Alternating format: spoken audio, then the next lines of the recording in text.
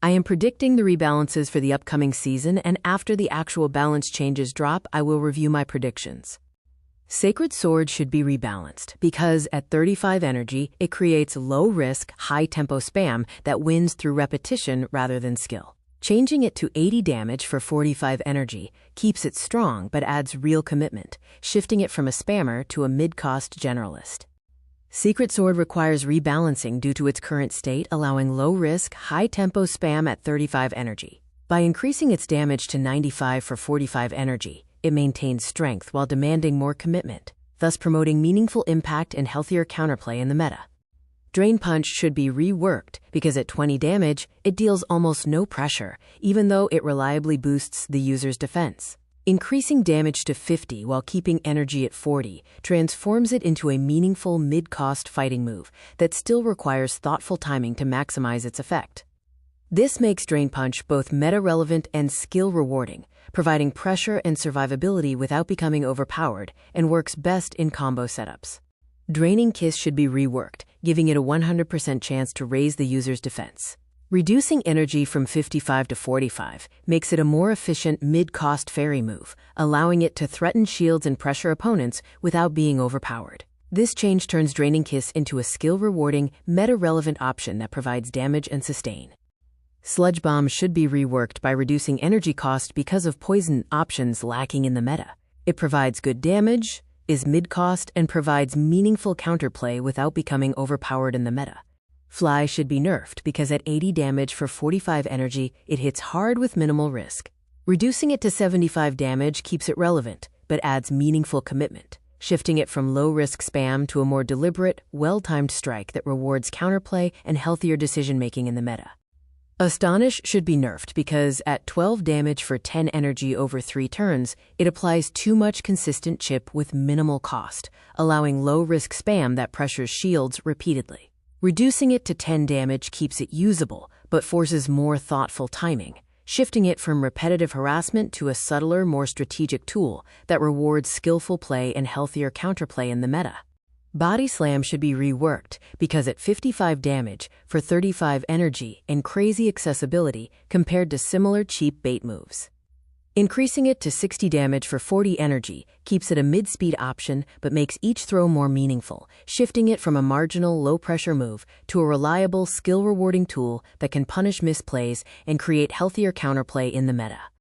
Zen Headbutt should be buffed because at 8 damage for 6 energy it is too weak to threaten with meaningful chip, offering minimal pressure over its 3-turn cycle. Increasing it to 12 damage and 8 energy makes each turn more impactful while slightly raising energy generation, turning it into a reliable, skill-rewarding option that pressures opponents and creates healthier counterplay in the meta.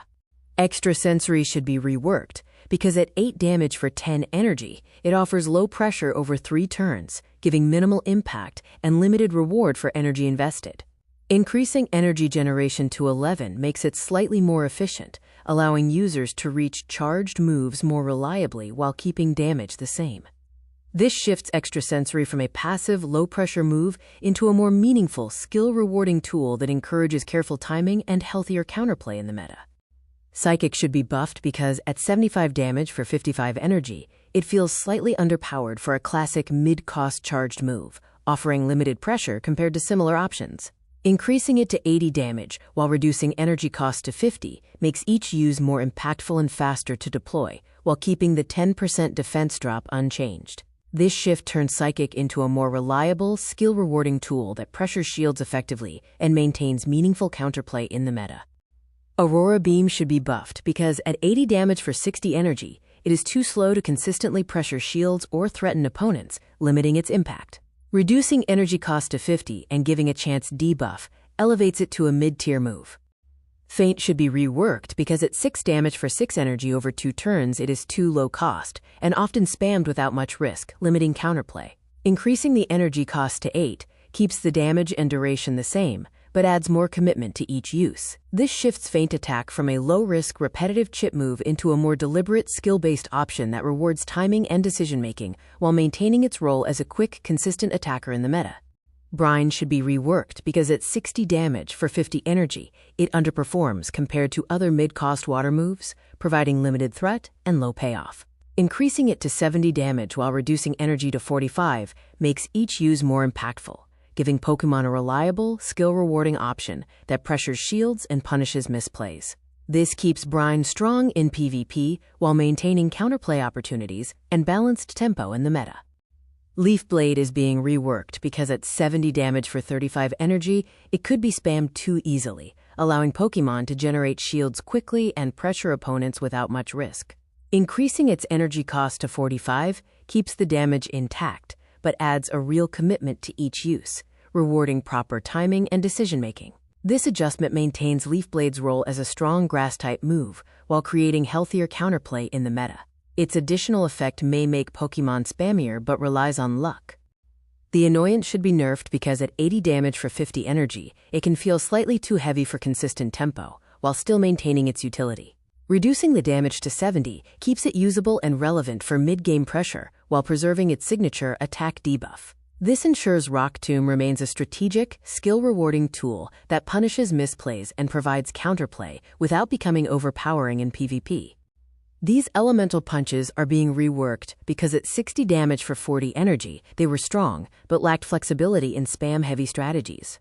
Reducing them to 50 damage and 35 energy makes them faster to cycle, enabling more frequent shield pressure and combo setups while slightly lowering raw power. This shifts them towards skill-rewarding spam, letting players apply consistent pressure without overpowering the meta.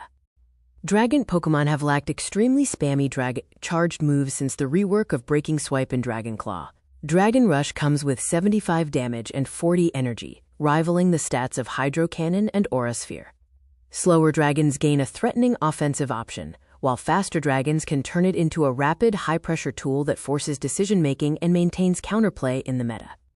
Vacuum Wave will be introduced as a fast, priority fighting-type move that deals extremely reliable damage while generating energy efficiently. With balanced damage and energy stats while taking just 2 turns, it's designed to support Pokemon that lack reliable fighting-type fast moves by providing consistent pressure and quick energy gain. This makes Vacuum Wave a valuable skill-rewarding option that enhances tempo and strategic play without being overpowered, expanding fighting type's toolkit in the meta. Finally, Grassy Glide will be introduced as a clone to Vacuum Wave for grass Pokemon, with extremely balanced stats and would be a good all-rounder for any grass. It is a brilliant option for Pokemon that don't learn Leafage. For Grassy Glide, Rillaboom learns it, as well as Toedscruel, Shiftry, Sirfetch'd, and Dalemice. I see it being a side grade for Toedscruel and Shiftry, but a must-have for the other users. Vacuum Wave has Scizor, Kleavor, Keldeo, Lucario, Annihilop, Primeape, and Galad. I see Annihilop as an insane contender in all metas. I think of it as suboptimal to Scizor over Bullet Punch. Zweilous, Hydreigon, Garchomp, Dragonair, Dragonite, Drampa, Gyarados, and Ray learning Dragon Rush. Is there a Ray Master League meta? Let me know in comments, and subscribe for more Pokemon Go and gaming content. Cinderace and Garchomp learn Sand Attack, and they are both high energy reliant, so it is perfect for them.